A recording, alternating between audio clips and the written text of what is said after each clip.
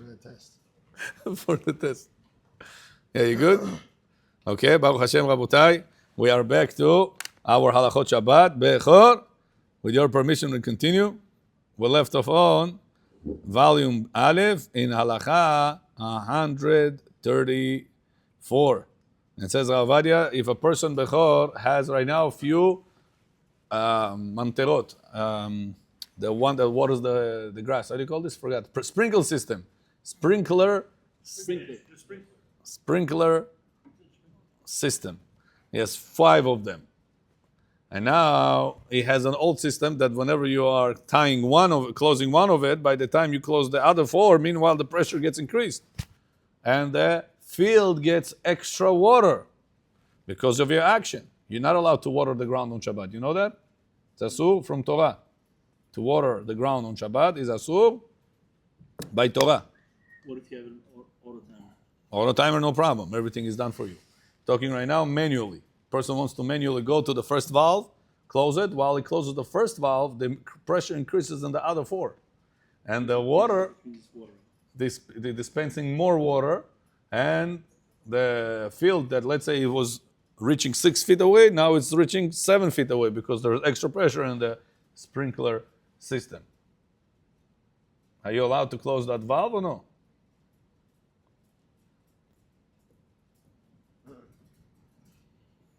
Huh? Bechor. No, because your actions are causing you to Are you allowed to close the other system now, the other sprinkler or no? No timer. Manually. See?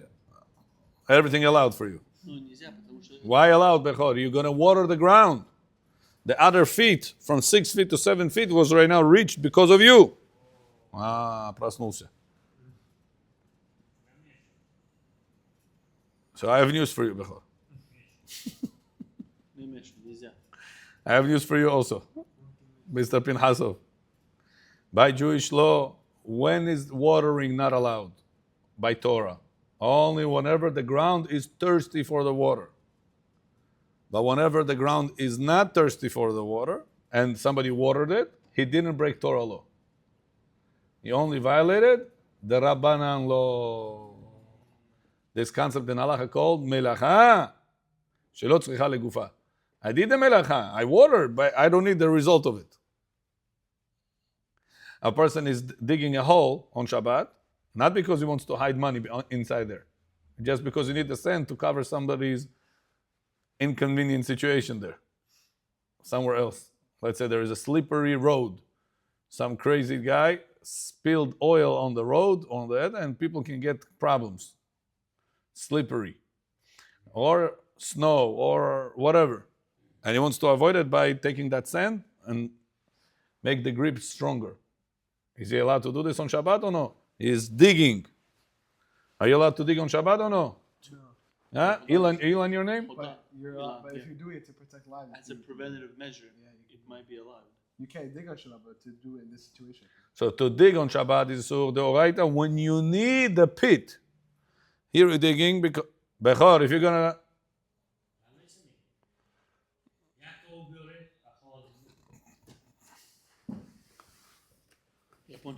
he's not digging for the sake of the pit. He's digging for the sake of the sand. It's like you have fish. You cannot remove the bones from the fish. You got to remove the fish from the bones. It's like No, it's incorrect. You could remove the bones from the fish if you're gonna eat it right now. you can't remove the bad from the good. You got to remove the good from the bad. That's whenever they didn't grow up together. That's called mehubar. And borer ba mehubar. Something grew up together. It's considered to be one item. Like what? Like the fish or the bones. The bones grew together with the fish. It's considered to be one item. The laws of borer does not apply to one item. It only applies to a mixture of 2 separate items. Right now, hair fell into your salad. The hair didn't grow up with this tomato and cucumber. So you cannot remove it. If you're going to remove the hair from your salad, you broke Shabbat. Mesh chapa. If a person doesn't learn, he doesn't know. My wife gives me soup, and I find a hair. You're saying I cannot remove the hair. Exactly. Cannot. What am I supposed to do? Eat the. No, you cannot remove it by itself. But remove it with some of the soup, you could. Scoop it out. Scoop it out. See that, but truth be told, with your mind cute, that you're like, this you can, but this you. It's like That's what you have to learn. Why we need all the books for? It's like a loophole. It's not loophole. It's incorrect.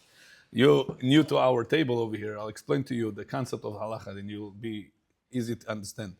There's one guy in Forest Hills. You know, in Forest Hills, to find parking, it's like to find the gold in I don't know where, in the desert. He found one spot. This guy usually sleeps until 8 o'clock in the morning. He found one spot. It says 7 a.m. You have to move it. Now he doesn't want to get a ticket. He cannot find another parking spot. He parks it over there. In the morning, 6:59, he comes with his tapochki and his poponchik running. You guys pray Arvit, everybody? You want to pray Arvit? If you want to pray Arvit, pray now, because by 10 I leave. In the shul, still mitzvah to pray in the shul. Hold on, so you say he comes in with his tapochki? He comes with his tapochki at 6:59 a.m. and he moves out of the car. Did he loophole the system or no? Why would he move out of there's nothing wrong with it? Did he loophole the system? Of course not. No. The sign says 7. I moved it by 6:59. What do you want? Yeah, but you usually sleep until 8 o'clock. You only moved it because you don't want to get a ticket. Of course. It's not really because you want to move out. It's just because you don't want to get a ticket. See, but it's... True. I don't want to get a ticket. The law says 7. I moved it before 7.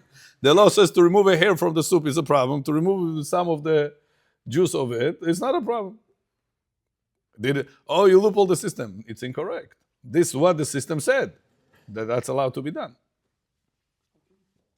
It's very important. I told you last time, if a person said, Rabbi, why do I need to become a doctor, go to medical school, learn so many years? I go, I dress up nicely, nice jacket, I put a white gown, I put a nice hat, nice sign outside, some candles like this and that. Office, medical office, sure. Снаружи все выглядит хорошо. Who knows what I learned, I didn't learn. I put myself как будто I learned. It says, any person is going to put his life on the hands of such a doctor or no? No. It says, a person says, Rabbi, why do you need to learn all these laws of Shabbat, Moshe? I put a nice suit, put a nice hat, put a sign, Lichvot Shabbat Kodesh, some candles over there. Say, I'm Shomer Shabbat. Without learning, why do you need to learn? From outside, it looks like I'm a Shomer Shabbat. Who's going to agree that this guy is Shomer Shabbat? No one. But for some reason, people think that if I put a suit and I go to shul, I became Shomer Shabbat. And how many more laws has Shabbat or medical school? Which one has more to learn? Shabbat laws. So that's a person have to learn the Shabbat laws in order for him to considering himself Shomer Shabbat. Without learning Shabbat laws, he is not Shomer Shabbat. He's trying to, but he's not. He's like this doctor. He's trying to be a good person, heal people, but he's not a doctor. Without learning the material. That's a person have to learn Rabotai and not judge the halacha by emotions. I tell all the time people, if you feel it's wrong or you feel it's right, why you need books for? Why you need all these libraries for? Dump them all to the garbage and just say, what do you feel about it? It's right? Yeah, do it. What do you feel? It's wrong? Don't do it. Sure, why do you need all these books, interpretation, schools, learning? If the only thing that drives you, it's your emotions, if I feel it's right, it's good. If I feel it's bad, it's wrong. So you don't need books, you don't need Torah, you don't need any teachings.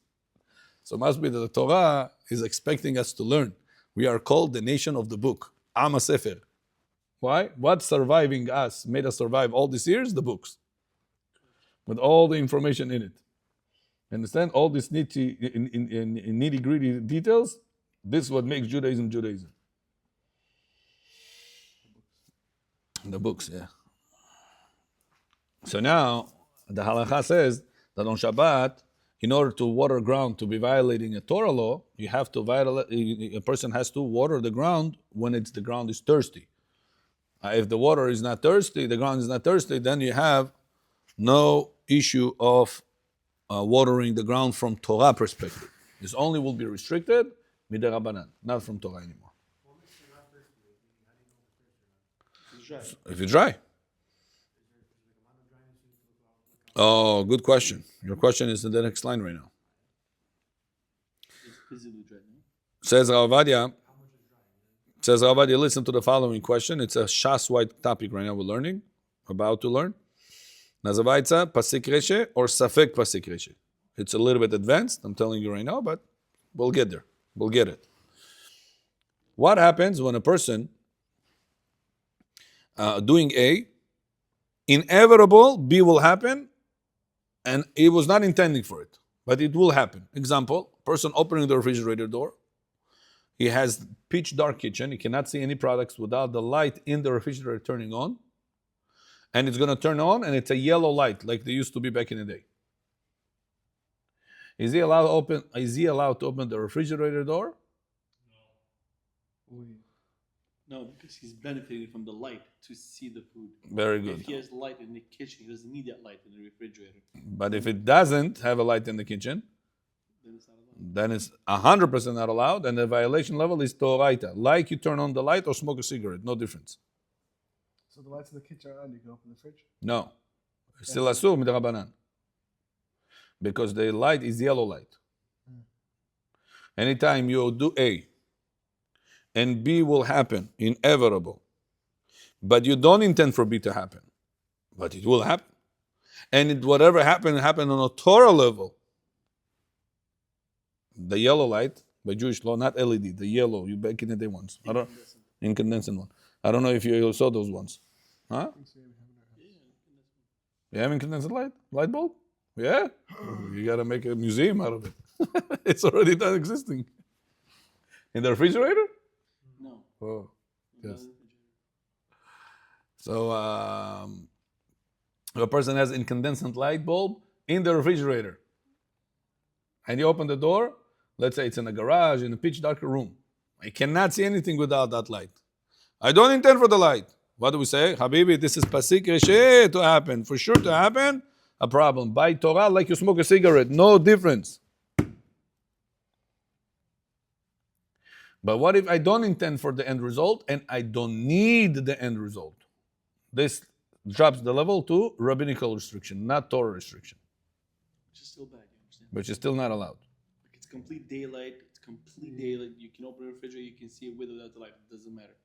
The light going on has no bearing at all. Right. Makes no difference. Yeah, it's No, still no. not allowed, but midrabanan. You already dropped the level from biblical restriction, doraita, to the rabbanan, to rabbinical restriction. You understand this part? Yeah? Becho.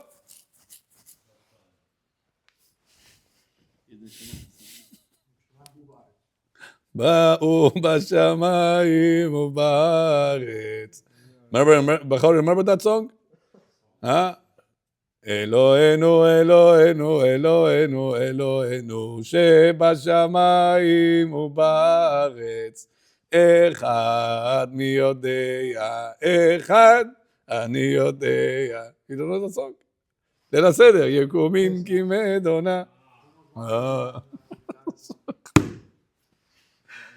So in the Hebrew, Yekumim Kimedona Bechor is, we're singing, God is in the heavens and on earth. So we have to sing, Bechor is in...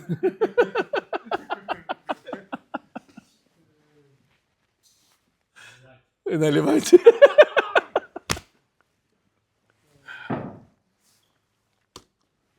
So then, there is another concept important to remember. This is a Shas-wide concept, means to say worldwide concept. Nazavaitza, pasik, safek, pasik reshe. Maybe inevitable result will happen. Bechor, you understood or no? Yeah, we spoke about this. That's it. We said, if you need the light, it's a doraita violation, biblical. If you don't need the light, it drops the level to the rabbanan violation. Even if it gets hot, because I don't need it hot. What's the difference if it's hot or not? Hot is the right from the rabbi, the Torah, Biblical. and LED is the rabbi, the lower level, because it's not creating a fire. It's hot.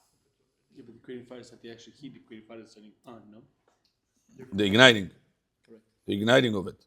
The igniting of it is only something that gets hot. If I ignite electricity that does not get hot, I didn't break biblical law. The violation is only rabbinical law. Hold on a second. So if you have a light that is sure not to heat up, because LED. but even there are different types of LEDs. There are LEDs that are completely cool as well, with Yeah. one or two, what is that called, lumens, right? So they illuminate, but they're completely cool to touch. Cold, yeah. It's the Rabbanan. It's not allowed to turn on, but not by Torah. Only rabbinical. What's the Malachi in this case? Molid zerim. Creating a current. I thought it was the heat of it. No, heat, no problem. It doesn't get hot. So what about those Shabbat switches that they show?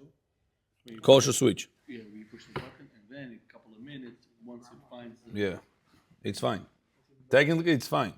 But just, we don't want to ruin the spirit of Shabbat. Everything is going to be turning on and off with switches, so we try to avoid it. If person is anyway breaking Shabbat, install this in his house. Because by the book, he didn't break Shabbat using it. We have to know that not everything the book allows, we should practice, because it can get out of hand to a point that we're not going to have any more Shabbat. Soon Tesla is going to learn how to drive, open the doors itself, drive you to yourself. You have to you can pre-program it before Shabbat. All you got to do is sit on the car, and the car is going to drive. You don't press nothing, you don't do nothing. So now, by the book, Rabbi, I'm not doing anything. It's like the light and the timer in my house. What about the Shabbat elevator? Same thing.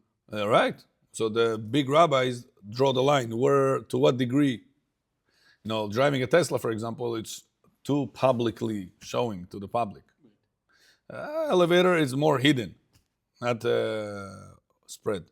But some rabbis don't allow the Shabbat elevator because of that. They say if you'll allow that, tomorrow you're going to allow the Teslas. Tomorrow you're going to allow other technologies. Then how do you explain the fact that rabbis today are letting women go into the mikveh with nails? Rabbi, I just got my nails done. And it's better that you go with nails, otherwise I know you're not going to go at all. Yeah. What's the big problem? Well, you think it's better than that. It's a whole. True. So this is where the gray area gets into halacha. It's to what extent do we go full force and say, if you have nail polish, you're not going to go to mikveh. She's going to be doing karet. If your husband does things with her without mikveh, it's karet. It's like eating bread on Pesach. No difference. Sur karet, cuts off the Jewish neshama. Him and hers. From the Jewish, from Jewish. If he sleeps with her Without mikveh. Cuts off his and hers neshama. Imagine what terrible avera it is. And chas v'shalom, burying his children at a young age. Непро нас сказано, чтобы мы все жили, да здоровы, здоровы, 120. Just telling you what's written. All over nails. So if a person right now has the nails, so if a person is going to tell to the lady, if you're not going to have a clean nails without any nail polish, you're not going to go to mikveh. This is the policy. Хочешь так, не хочешь тоже так. And some ladies can turn around and say, the heck with you and your mikveh. I'm not going any mikveh anymore. So you turned her off for life. Huh? You sleep on the couch. That'll be the least of your problems. Yeah. So then you have to know to what point you push. You have to know who is your crowd. So if you're in Bnei Brak, speak like that. But in very religious area? In Eretz Yisrael is the most religious area in Eretz Yisrael. All the black and white people, all the black heads they call them, over there. So if you're over there, that should be the policy, standard. Over here, it's cannot be. If you're gonna do so, chas v'shalom, people are gonna turn away from Torah altogether. Once they go to mikveh, they already don't keep Shabbat, they already don't eat kosher, everything is down the hill. Because they feel uncomfortable. Unfortunately, their drive is emotions versus logic. If you believe God, you believe this is the Torah God said, this is what you're saying, this is what logic dictates, that you will follow what your God says. You understand or don't understand. You feel it or you don't feel it. That's what God said. Logic doesn't care about your feelings. But many people dreaming by emotions. So now listen to the next one.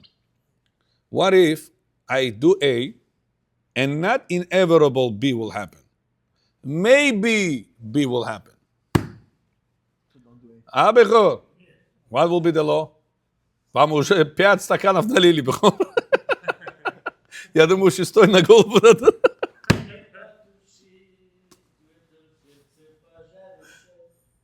Ответ.